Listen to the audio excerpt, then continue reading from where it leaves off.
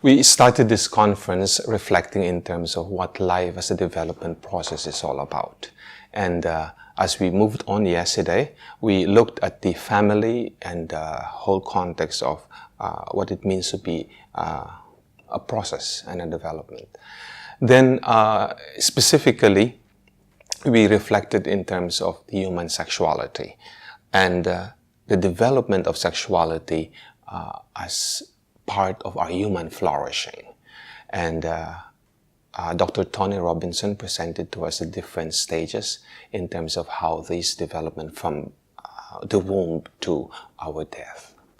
Surprisingly, the sharing focused a lot in terms of our experience of death and the sharing about grief, about a sense of loss, about even the sense of despair when somebody lose someone, and the whole effect of this in terms of our own development.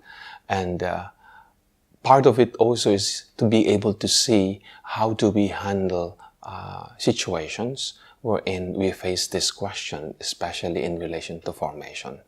And I think a very significant insight is that death is not just death in the sense of someone's life is ending, but even in terms of a formant entering into a different kind of space that is religious life, that there is also involved some form of dying. And the spirit in terms of how people share and how people the spirit of how people share their deep personal experiences of loss and grief is, I think, a reminder of the kind of the community that had been built in the process of these whole conversations. The afternoon was about the safeguarding for the protection of children, minor, and vulnerable adults. And our presenter, Dr. Gabi, gave a historical perspective on this matter. Personally also, when he presented it, even in the Didache, the whole document in terms of what to do and the prohibitions regarding clerics sleeping with boys and girls, indicate that this question is not just the recent problem, that the church had been struggling and battling this out for centuries. It is of course sad, but at the same time, it allows us to see a bigger perspective in terms of what has happened and what we should do.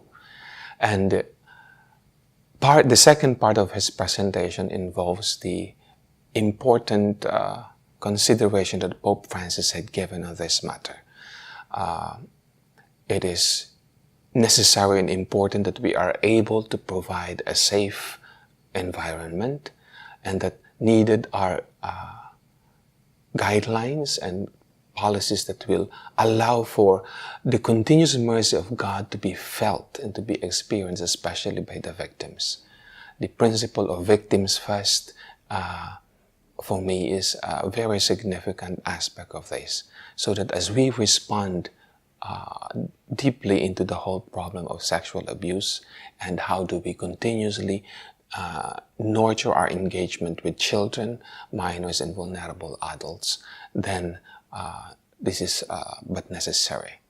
Pope Francis's position is to proactively respond to this question. It is not just simply to respond without deeply considering the whole situation and, of course, the kind of the future that we want the church to be.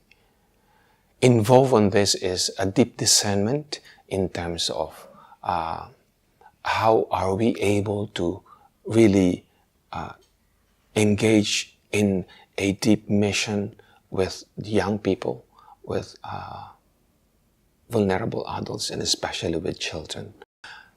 The issue in sexuality has not been looked at as an integral part of our formation program in the past.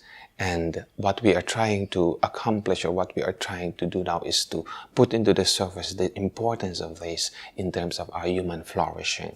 As a human person, as a religious, human sexuality has to be given special attention.